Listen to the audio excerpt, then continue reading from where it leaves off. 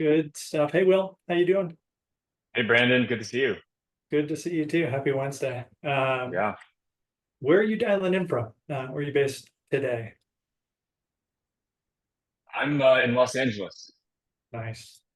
I'm dialing in from Park City, Utah, where it is almost 90 degrees already. And folks, I see a bunch of folks dialing in. We're gonna give folks a couple of minutes to dial in. I think one thing that's kind of fun is to see where folks are calling in from. So if you're so inclined, just drop into the chat where you're calling in from, and we can get a sense for where in the country folks are. I think we've got almost 100 folks that are dialing in today. Miriam, good to have you coming in from Chicago. We've got LA, we've got Florida, we've got San Francisco, Paul from Chattanooga, Tennessee. Emmy, great to see you in Florida. But I think we're going to cover every corner of the country. Denver, Colorado, we got the middle, Let's we go for got it. Atlanta. I love it. Awesome. Well, I'm really excited for this conversation. And while folks are trickling in, I think Will and I have done a couple of these over the years, and really strongly encourage folks to use the chat to drop in questions, reflections, any double clicks as we're going through the content. This is really meant to be a discussion where you walk away with some good insight. So do not hesitate. Gretchen, welcome from Charlotte, North Carolina. We got Massachusetts coming in. And we'll give folks another 30 or 40 seconds to roll in. And for the newest folks who just joined in, we have a bunch of folks come in. Please just drop in where you're calling in from in the chat, and don't hesitate to use the chat for any questions as we're going along. Will and I will try to take questions in real time as we get them. Awesome. Ashley, welcome from Connecticut. Sue, this welcome from Mountain View. Man, we really do have sort of all corners of the country covered. Awesome. Well, you ready to get started? Let's do it.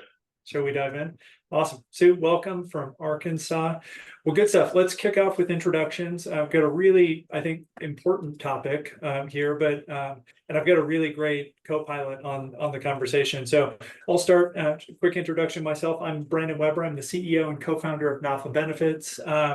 And for those of you who are just getting to know Nava, we're the first benefits brokerage oriented entirely around the mission to provide high quality, affordable healthcare to all Americans.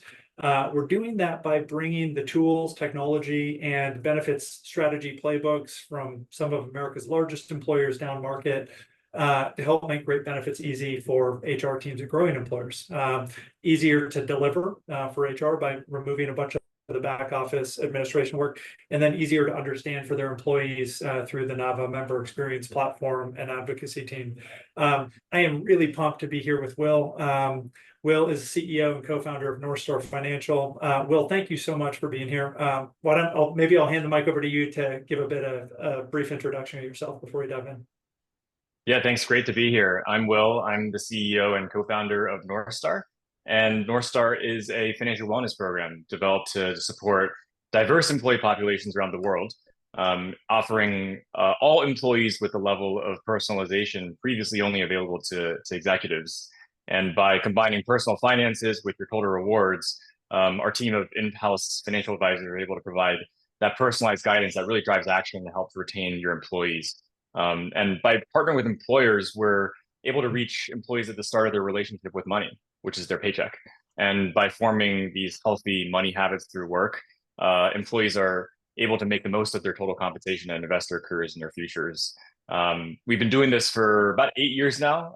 We have clients like Workday, Amtrak, Airbnb, Affirm, and we also do this globally across over 40 countries now. And just wanted to also add here that this is a topic that's been personally important to me my entire life as an immigrant, graduating a while ago now with a ton of student loans and just having nobody to turn to, having to manage that complexity of building an emergency savings account, retirement planning, health insurance, you name it. My parents didn't have the education to guide me through it. They did the hard part of getting me to the US. So it's really important to me personally that we as an organization are building financial wellness truly for the 100%. I love that.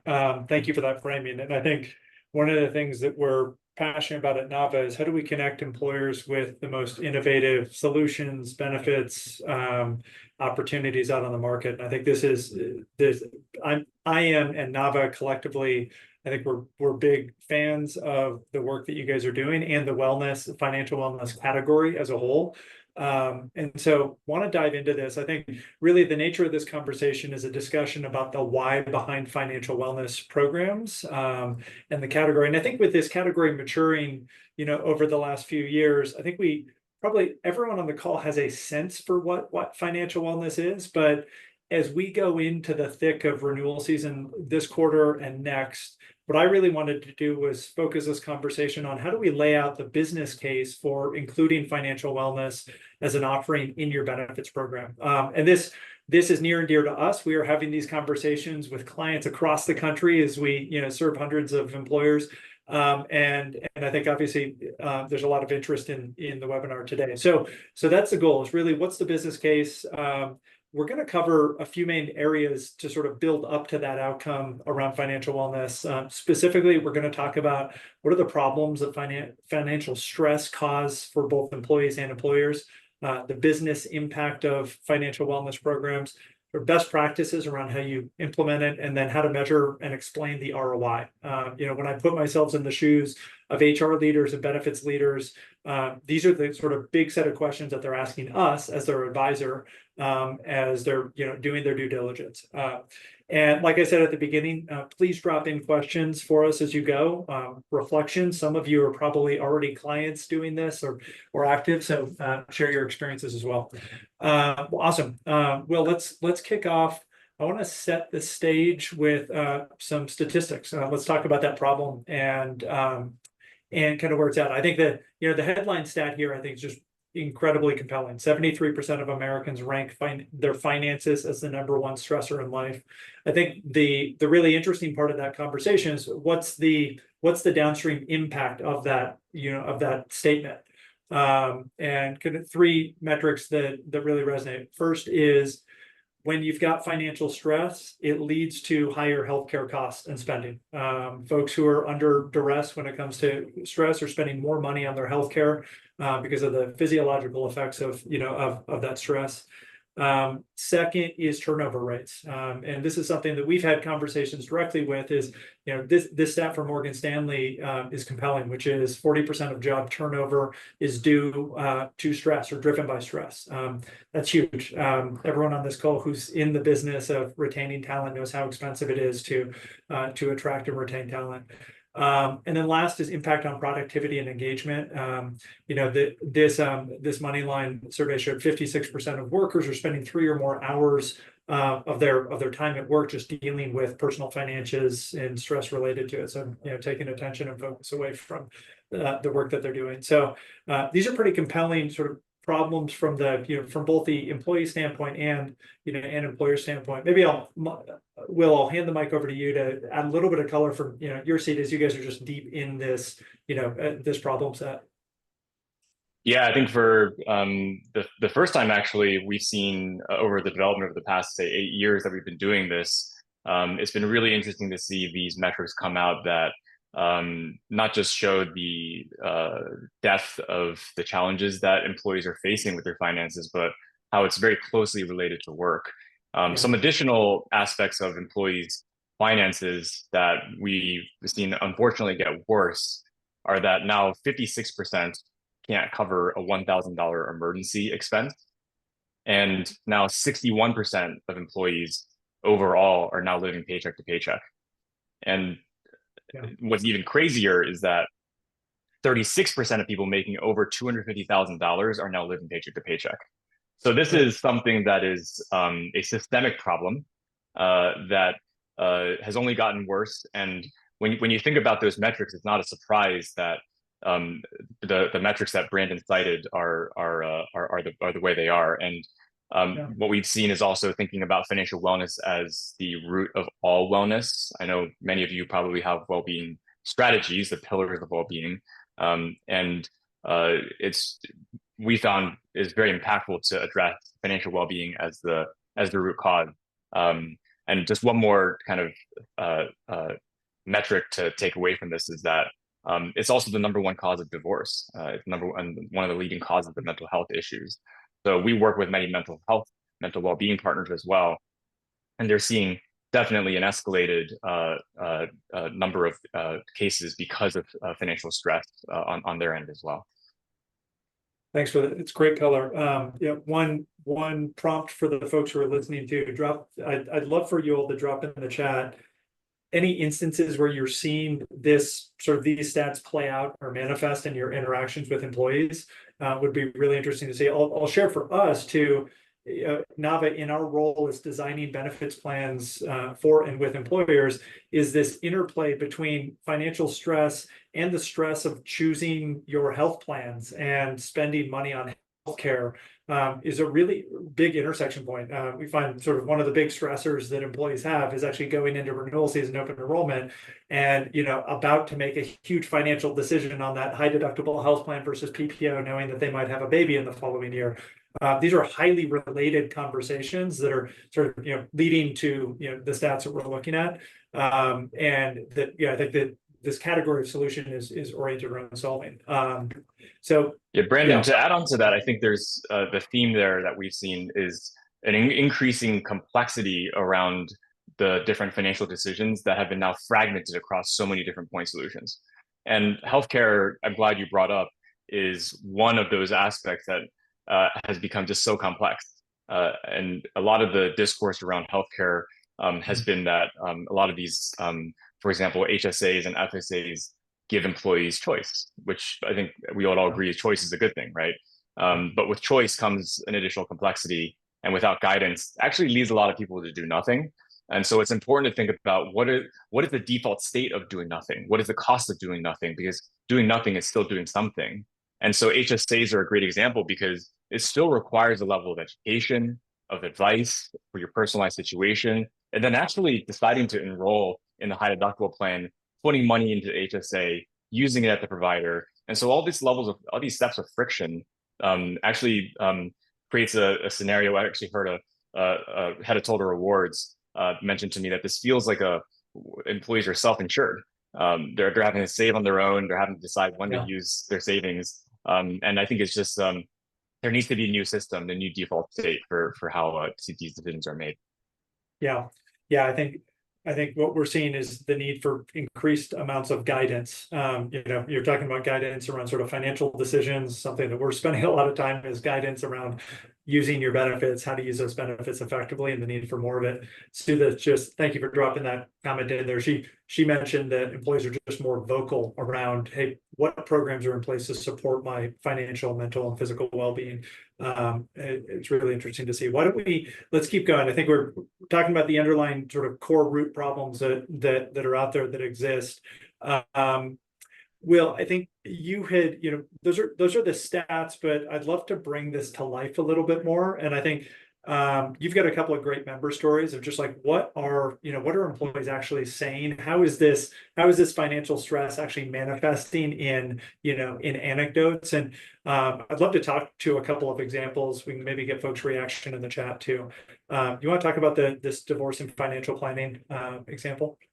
Sure. Yeah, I think we wanted to bring a couple of examples here from different life stages to show how varied and custom different scenarios are. So when we talk about financial wellness, it's not just about providing educational content or general webinars. It's about meeting employees where they are and understanding also the real stories behind what's going on here and the emotions. And so for this particular person, this is a real person, obviously, and names are changed. This person just went through a divorce, and up until this point, they had their spouse had been managing all of their finances. So pretty common. And one spouse will handle it, and the other will handle other parts of the partnership. And was actually quite embarrassed about their lack of their limited understanding about key core financial concepts, because there's the perception that you need to have figured these kinds of things out by a certain time in your life. But the reality is that when we talk about meeting employees where they are, there is no the volume of information that's required to be up to date on the financial system is just unreasonable for smart people to keep track of, and also by extension, I could say smart HR leaders to keep track of with Secure 2.0 changes and so forth. So uh, I just wanted to establish that as the first important thing to note here. The second, though, is to what we did with this number was to meet them where they are and educate them on those key financial concepts and why they're important. So in this case, it was around their 401k, developing that custom financial plan to leverage your employee stock purchase plan as well. Yeah, equity, for those of you who do offer equity, is this very esoteric benefit that is really helpful for many cases. Many people don't even know it exists. Some people think it's actually a bad thing because they see the tax liability. So helping to contextualize what equity means as part of the overall financial plan beyond just the salary. So back to the earlier point I made around the number of different fragmented point solutions now, it's more than just the salary now. A total rewards package is more than just the salary. So highlighting all these different pieces that come together into a plan that ultimately creates that confidence and also the real outcomes that this person's looking for. Love it. I love bringing it to life. Let's do one more to kind of round out the sort of the stats meeting the actual experience of employees. I'm sure folks on this call can resonate with these too. Sure. This one's actually this next one is somebody who's earlier in their career building a financial foundation. This one's actually kind of similar to my personal situation when I graduated from college, and so when I read this one, it really resonated with me. I think the challenge that new grads and those earlier to their career face is knowing where to start. You do some initial Googling, and it's so easy to get overwhelmed with the number of decisions that you have to make. And I think the era of getting a 100-page PDF financial plan is over. It's just not. It doesn't resonate with people. It's about addressing the hair on fire problem today, and what are the sets of we call this kind of like modular financial planning. What are the relevant action items and relevant point solutions of it relevant to your current situation, and let's focus on those. And once we're done with those, let's move on to the next one. So in this example, we help this person understand that they had employer match on their 401k. We've talked to a lot of HR leaders who are struggling to communicate the benefits that they offer. One of those is 401k match, which is kind of like free money. It's an incredibly generous benefit, but maybe are struggling to get the utilization and appreciation of that up. So that's one example of what we did here. But also, how do you balance that with building an emergency savings account? Well, should I invest in my 401k, or should I put money in my emergency savings account? These kind of trade-offs are what make financial decisions so difficult to work through, because after a certain point, it becomes around the individual's kind of subjective idea of risk and risk tolerance.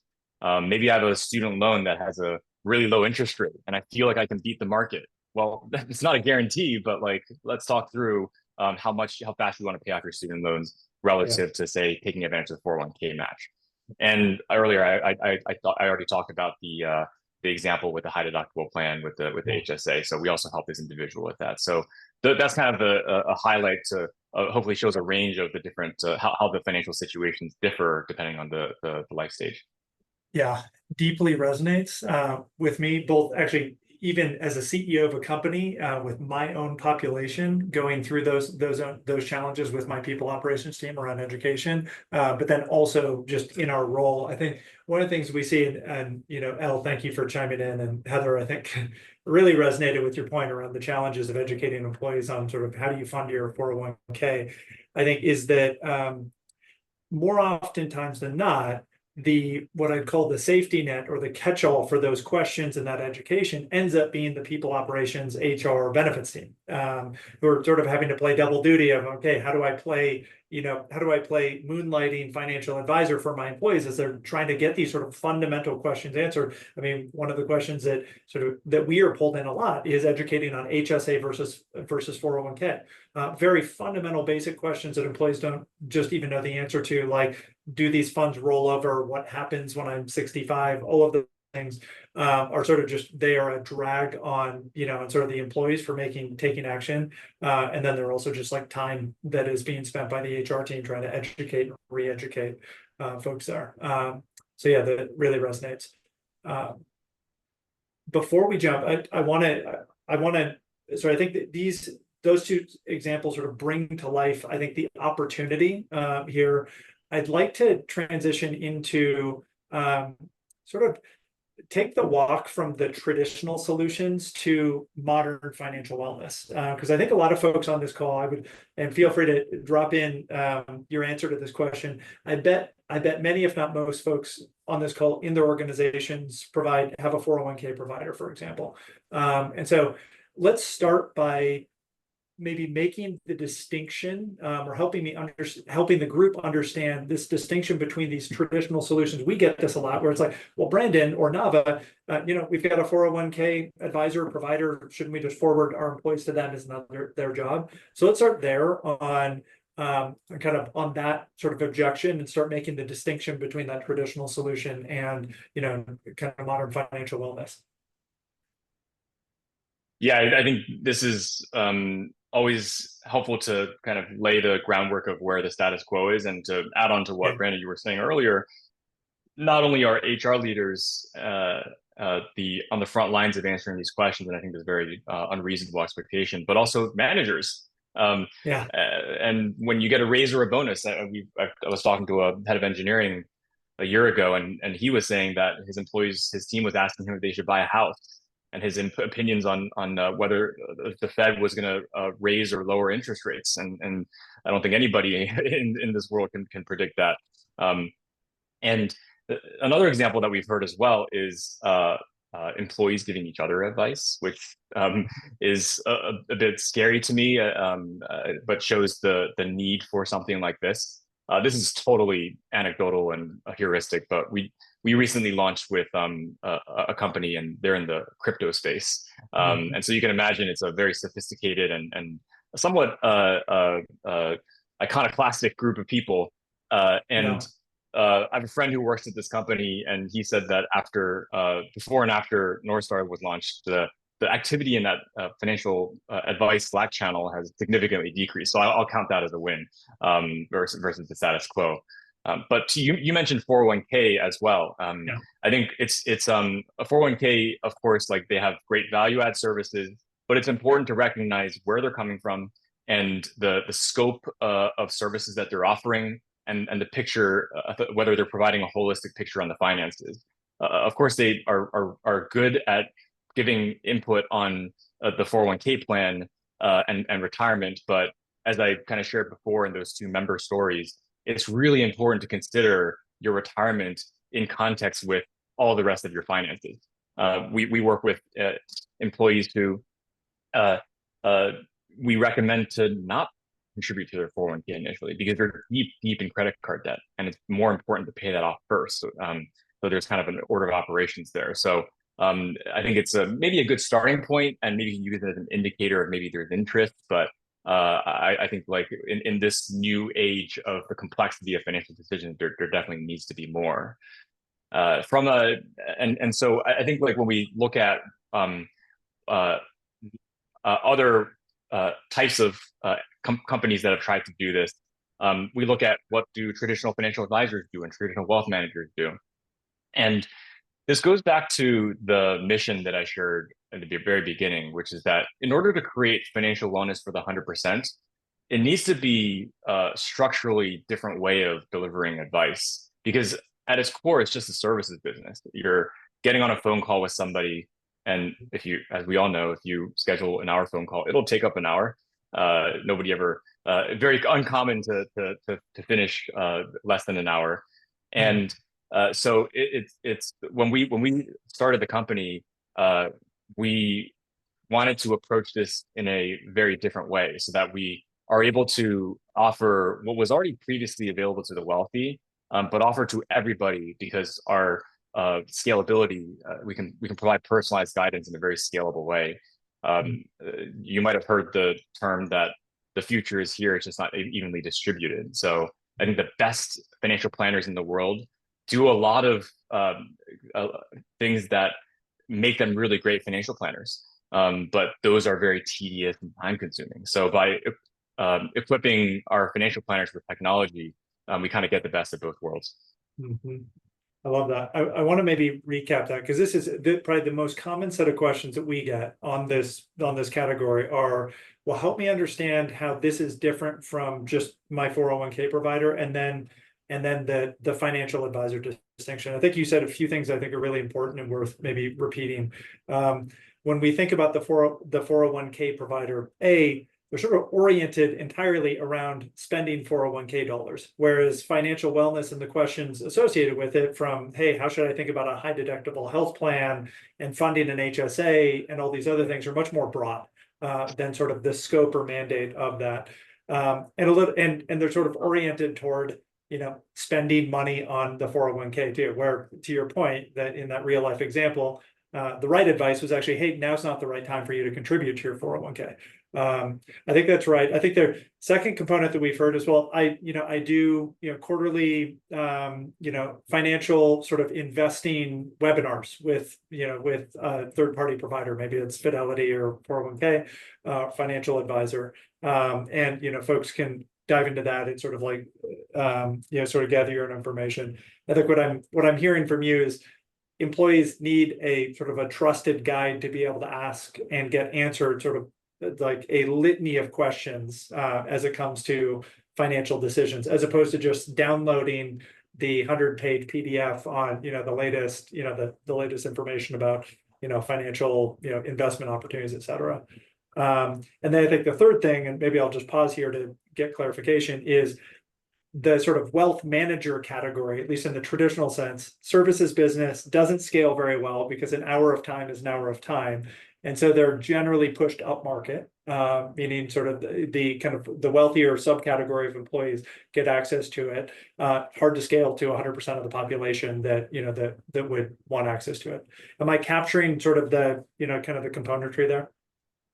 Yeah, that's a great summary. And I think traditionally you're forced to either in one of two directions. And one of them is that fancy financial advisor who charges a lot of money. But then you have the more scalable options like the educational webinars. I've seen these, and I'm sure you all have seen them. Educational webinars, employees come out of that and they have a ton of questions. And because now they're intrigued and they have established a foundational level of knowledge. Once they understand the concepts, okay, now what does it mean for me? And those are the questions that come up. And our goal is to actually be excited about those questions, and because that shows that employees are engaged. But it's hard to be excited about those questions if you can't answer those questions in a scalable way. So I think that's why I wanted to make sure to establish the point that there needs to be a structural change in the way that advice is created, so that we can be excited when these questions come up and we can actually provide a greater depth of advice. Yeah, totally. Yeah, I think that one of the outputs of those traditional approaches, at least that we see, is sort of HR and managers as financial advisor, meaning like those questions coming into the HR team and from employees being asked to support, or they just don't get answered and filed away. Let's talk about, so I think that's unpacking the status quo. And I'll just do a check-in on the chat. If you guys have any questions around sort of the 401k distinction, please drop it in here. This is probably one of the most common conversations we're having with HR teams.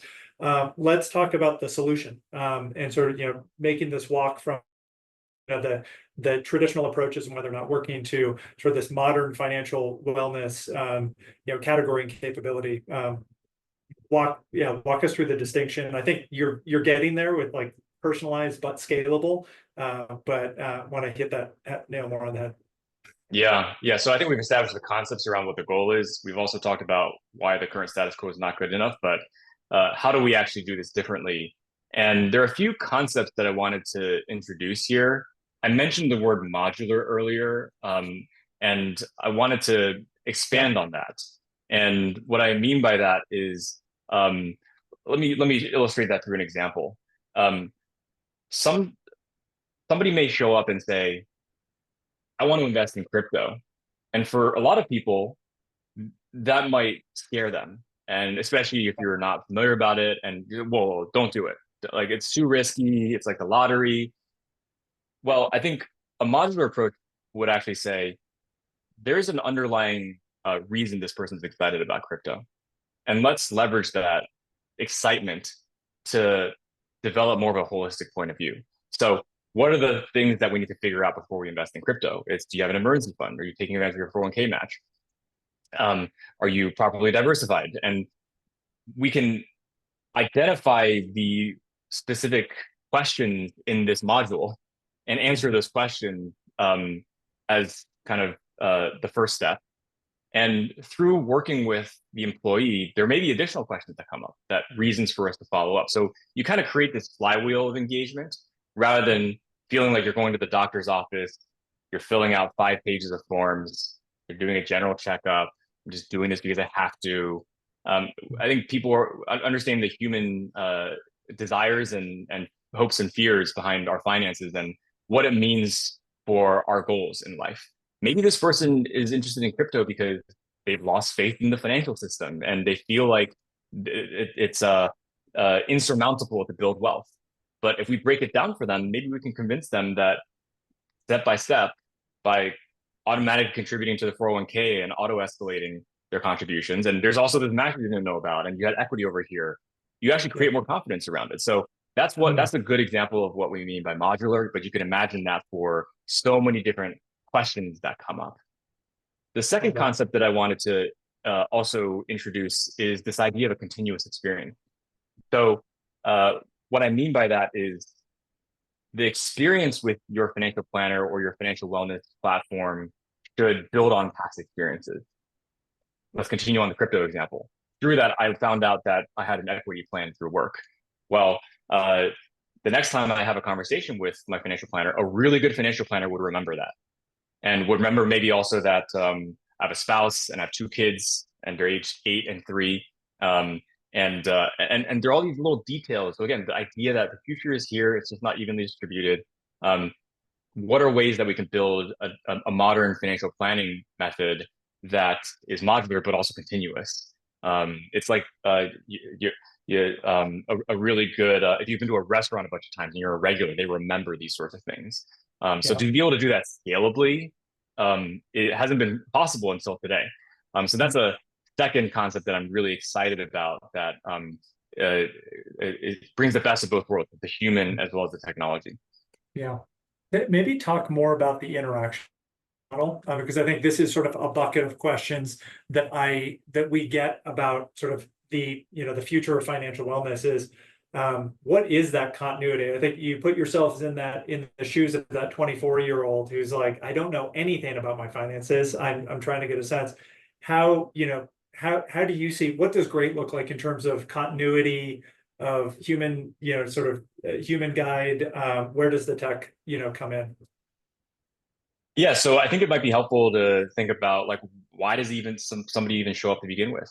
And I think we really love working with employers and being part of the employee experience because so many financial questions naturally come up throughout the employee experience.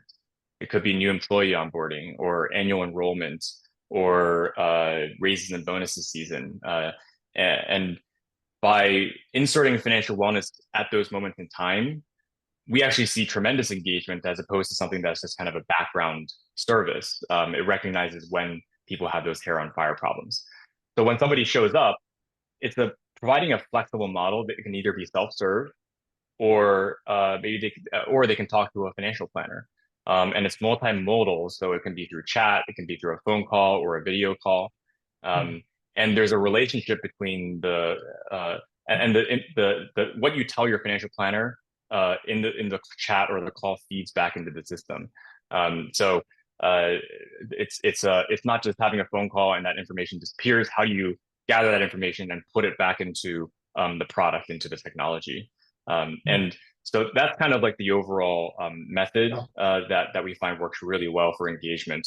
In the very early days, we started with no financial planners as a startup back then, and we found that by introducing financial planners, there was an incredibly much higher engagement as a result of it across all metrics: initial enrollment, follow through on actions, return engagement, and in many cases, even simply the presence of a financial planner who is your paired advisor. You trust them, you know their name, maybe they live down the street, and you know that they got your back. So it's this model that we find works really well with financial wellness. Feels very intuitive, just given the consequence of financial decisions and the importance of this. To maybe talk about where and if AI and sort of large language models might play into sort of this solution. I think it's on the minds of a lot of folks. Does that get interstitial? Yeah, this is on the yeah. This is the hot topic these days. And Yeah. when the latest generation of AI came out, the large language model is generative AI. I got really excited because to me, this is a tool in the toolkit that can accelerate the thesis that we've been building since day one, which is how can we structurally change the way that advice is created and delivered? And by the way that we do that is by removing the bottlenecks that traditional financial advisors run into when they try to provide that really personalized advice. It takes a lot of time. So if you recall the engagement model that I was just talking about, we're able to do things like not just create automatic transcript, but pull facts from that transcript about that person. So that creates that continuous experience. It can equip the financial planner to get up to speed quickly and even suggest relevant topics to be proactive about that follow-up and proactive about the potential opportunities that are available. But I think what's the most exciting to me is these large language models are able to interpret a very human question. What I mean by that is it's something like, we just found out we're expecting and we're freaking out. This person doesn't know what that's a problem specifically to have. They don't know what solutions exist to know to act for them. They don't know what the questions are to ask. So to be able to take that and provide an initial analysis to equip the financial planner to provide that personalized advice is game changing. Now, I want to be clear that it's not, the AI is not good enough to be a generalized financial advisor, and especially in a regulated space. We want to make sure that, and not just regulated space, there's a real impact here. But we can get pretty close and create a really magical experience with AI. Love that. So I think so we're talking about sort of how do you bring this personalized, continuous experience to 100% of the population, not just a subset, and make it scalable by bringing together kind of human advisors, technology support, as sort of the path forward, which resonates. And I think Karen had an interesting question in the chat. She said, how can I increase engagement with the self-service type of online basic financial modules? Do you have a point of view on that?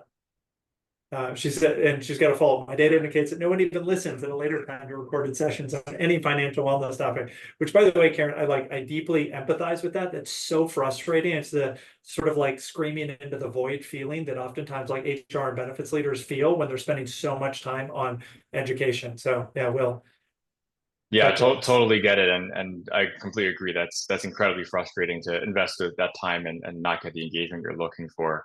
What we've seen work well, and obviously this depends on the resources that you have available at your company, but to start from first principles and think about where are people facing these challenges and insert yourselves there. So if you have ERGs, for example, oftentimes they have a finger on the pulse of the challenges that employees are facing for their particular life stage or demographic, and working with them to figure out not just the topic that's interesting, but also the right delivery method. My background's in product design, and I know this pain very closely, which is I had a tough, very, very tough learning experience and reminder that just because you build a great product, it doesn't mean they'll come. So it's important to understand where people have that hair on fire problem, and not just customize the topic, but also the delivery method. It also goes back to my earlier point of during open enrollment is a great opportunity during the employee experience. Maybe you can there are events throughout the year. Uh, we do a lot around Black History Month, AAPI Heritage Month, to shine a light on the challenges that particular demographics face. And it's about once you find that initial hair on fire problem, how can you expand from that and continue to build the relationship out from there so that because there's always more to work on. So those are some ideas that we've found work well. Yeah, and Karen, I think crowdsourcing the topic increases engagement. So when the employees are participants in what specific topic, maybe it's like, I don't understand my stock options, to 401k versus HSA, but like getting them to sort of vote on topics will drive engagement. And then I think it's contextualizing it. One of the sort of foundational theses behind the Nava Benefits app is employees actually just want questions answered when they have them.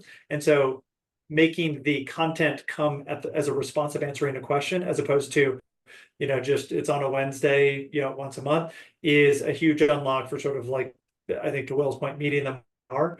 So putting that content in there and surfacing that when they actually ask the question about, I don't understand an HSA or 401k, and surfacing that content in real time. It's again one of the powers of technology for sort of augmenting that, pulling the right content from the library to answer questions.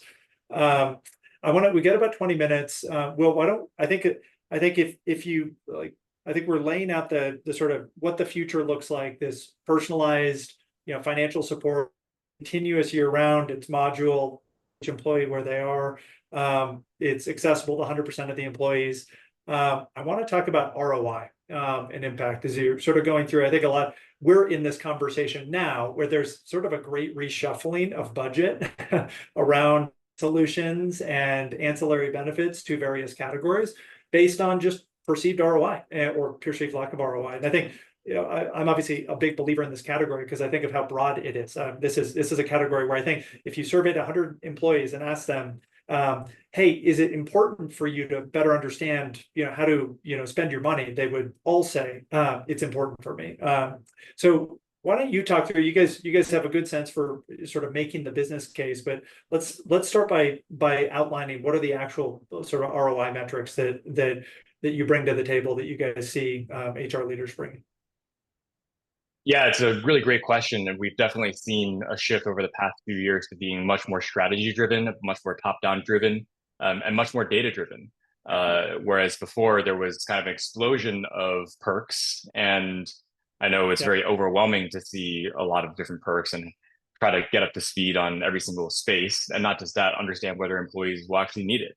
And I think this is the sort of thing where when we think about employees' needs, is what employees asking for maybe is that exactly solving the core need, or can we look at data to understand what the root cause is? So when we started this webinar with understanding the root cause and how financial wellness is at the center of that. So number one is much more being being much more strategy driven. Number two is being much more data driven. We actually have a really interesting example where one of our clients, the head of benefits, talks about her benefits philosophy being her responsibility to use the company's benefits dollars to do something impactful for the employee. So she feels obligated to find benefits that will move the needle for the most people across different lifestyles, demographics, and goals. And this company was actually about to go public, and of course brought in a CFO and was looking across the spreadsheet and just saying, okay, where can we cut costs? And financial wellness was one where she went back because went to bat for, because she saw the real impact that it had on the employees that she was supporting. Really resonates. And I think the stats on the right are really interesting too, when you talk about retention, and so maybe talk to those, and then we can flip over to the employee side of things. Of course, yeah. So this is when we talk about ROI, it's been a bit hazy for a while, but so we wanted to get to the bottom of this. So we looked across data across a number of our clients, a pretty big sample, I believe. I believe this was over 40,000 eligible employees that we sampled, and have offered our financial wellness program for at least 12 months and have at least 1,000 eligible employees. So wanted to make sure that this is a solid data set. And we found that employees who are enrolled in Northstar actually had a 9.6% higher retention compared to employees who are not enrolled. And there was a 43% reduction in turnover of Northstar members versus the control group. So this was pretty validating of the work that we do. All of the abstract concepts that we were talking about earlier, to see this really move the needle was really exciting. Yeah. It's super exciting. I think intuitively you can make that walk where if I am relying on a trusted advisor that is now sort of a new capability for me and my family to navigate some pretty fun questions like what benefits should I choose, or how do I think about planning, you can understand sort of the intuitive stickiness of that. Maybe flip over to the employee side and kind of what you're seeing, self-reported by employees who are using this. Yeah, so we wanted to work backwards from those retention numbers and understand why that's the case. And so, of course, the surveys around confidence increase and stress reduction are all great, and not more than great. The one on the right, though, this percent action taken, was a mind-blowing metric to me. I used to be in venture capital investing in startups. That's actually how Brandon and I met. And I've seen a lot of metrics around fintech. And for us to be able to drive 62% of people to follow through on our recommendations shows the amount of trust that we've been able to build, but also the integrated experience around highlighting the entire total rewards package to not just improve employees' finances, but connect that to their real life goals. So making the connection, hey, if I work at my employer, then I can send my kid to college, or I can buy a house. Those are concrete things that make a difference. So when we look at these pieces of data side by side, that to me shows that there's a fundamentally different model here that really works. I love that. I think that the action taken is probably one of the best engagement metrics you can have. So it's like download app, signed an account, did a thing in it. Like at the end of the day, this is really about advice that folks take action on, and guiding them. So it's really cool to see. I think when I think about maybe just bringing the Nava lens to this, I think there's actually a category of ROI that's not really articulated here that we are in a lot of conversations with HR, which is like, I'd add a third column there, which is like for HR. And the big thing that we hear is just hours back in the day, not spent, trying to answer these questions, trying to connect the dots, getting pulled out of like core duties into that. And that's significant. And I think that's really interesting too, is like just enabling, I think about like enabling HR to focus on their most strategic priorities inside of their function, which is one that I think, sort of HR centric and really all about how do you help lean HR teams, spin all of the plates that they're being asked to spin more effectively.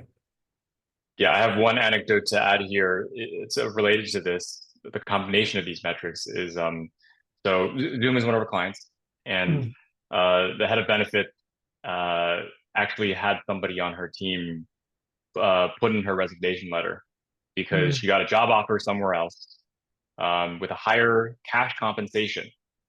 And it was significantly higher. That was pretty clear. And actually, this is totally ironic that this happened on the head of benefits' own team. And this is a public company. She only had 5 people on her team. And we actually were able to highlight the how strong Zoom's health benefits are, the contributions that they were making to the HSA, and the coverage that they were offering in the plan design. And this person actually decided not to leave Zoom. And so a great case study for not just the action taken and the value and the communication, but I think fundamentally here is that we know that HR leaders, you all put, and Brandon, your team put a ton of thoughtfulness and time and energy into plan design. And so much of this is hidden from the employee. So how might we communicate that almost like as an extension of your team? So what does the employee experience look like? So how can we highlight the fact that there's an incredibly generous contribution or seed to the HSA, or the high deductible plan is actually built in a way that caps the catastrophic risk and changes the perception of what a high deductible plan is possible to do, or coverage for families and the challenges that they go through financially. So our goal is to help communicate that nuance to each individual life situation so that they can fully appreciate your benefits and compensation. Yeah, I think that's well said. I think one of the things that got us at Nava very intrigued by the category was this idea that financial wellness, as defined by you in this conversation, is an amplification benefit for all of the other money that we, are collectively spending on, not just our healthcare, but all that, the 401k, et cetera. And that's a big deal. And I think that one of the, I sort of highlighted, but I think this point solution fatigue, I think, is very real. And so I think savvy HR and benefits leaders are having a question about, like, where do we allocate dollars? And I think one thing that we've actually seen play out is that sort of that notion of amplification of, like, this actually makes our other benefits better because employees better understand them. They've got a place to go to get, to get sort of advice on how to maximize them, whether it's 401k, HSA, employee stock purchase plan, equity programs, et cetera, which is really cool. And I think a layer that's not intuitive at the surface when you're, thinking about X versus Y. I'll pause here. We got about 8 minutes left. Feel free, if anyone, we can do Q&A now. If folks have questions, we sort of talked through kind of the ROI case and the business case. Would love to see if anyone has questions in the chat. And so we'll open up the Q&A if you've got it. I think one question that we've got, I've got a few that just have actually come in from HR leaders as we've been looking at this, is sort of just, how do I get the process started? A lot of folks are coming in cold to the category, and so they see it's similar to that webinar challenge that we talked about when your employees go through a financial wellness webinar. You come in, you're like really interested in this. What are the next steps? I think there's two things. We will actually share out an email that you can send to your broker to engage them in doing their job, in our opinion, which is help you evaluate the category, bring sort of the business case to you as an HR leader. And we can share that out afterwards, a sample email to your broker. Obviously, Nava is very engaged in this category. We can help. And we'll share information specifically for Northstar. But I think it's getting that process started. And this is, from our view, this is the job of a benefits advisor and partner, is to help HR teams sort of gather the data they need to make an informed business decision. I think another question that we've got is around sort of personalization. And maybe, Will, this is a question for you. So how do you maybe talk more about how you truly kind of support employees from a personalization standpoint around that advice, that 25-year-old, new employee versus a 45-year-old executive with 2 kids. How do you sort of like make sure that they're going on different journeys, with this solution? Yeah, I mean, the best case scenario is to have one-on-one financial guidance. And we've talked at length about how that actually works and why that works so well. Yep. But I think ultimately it's about meeting employees where they are, that same theme. At an overall strategic perspective, keeping an eye on your employee demographics, We have many clients that have been with us for 4 years, 4+ years. And it's been really interesting seeing how their demographics have shifted. Maybe they were actually younger when they joined, and as the age group has shifted older, maybe they're starting families, buying a house, and so the strategy what worked in the past may not continue to work going forward. So, as part of a holistic strategy, I think it's important to talk to your employees, understand the underlying data. If you think about it from a product perspective, also remember that if Henry Ford had listened to his customers, we would have gotten that faster horses. And so taking it all into a picture and having an opinion that is backed up by a thesis, and I think that'll serve you well. Yeah. I love that. I think yeah, and I think there is like building that business case for your team. I think hopefully we've left you with some good data points and proof points there. Something we're spending a lot of time on. So we're excited to help employers and HR teams just understand and build that business case internally to go from 0 to 1 on financial wellness for their populations. I think another sort of myth to bust too that we've heard is, oh, this is a benefit that makes a ton of sense for, maybe tech companies or highly paid white collar, employee bases, et cetera. I think that is just that is untrue in our experience. In fact, I think what we've seen is some of the strongest ROI have been with populations that are in, the median or below median income, because oftentimes the financial sort of decisions that they're struggling with are most consequential, and they're furthest away from the expertise that they need. Will, maybe you can talk about the sort of demographic, kind of myth busting. Yeah, for sure. The first thing to note also is that what is the definition of financial wellness? And even if you define it as financial advisory, financial planning, a lot of people would say, well, first I got to make the money, and then I can talk to a financial planner. And there's this people disqualify themselves from thinking they need financial advice just because of the traditional method. So there's a bit of a chicken and egg problem here of like, okay, the solution needs to get better so that people believe that they need it. But the second is though on the kind of blue collar workers, hourly workers, we've also seen that as well. Like I said in the beginning, we have clients like Amtrak, and they've noticed that people are living paycheck to paycheck.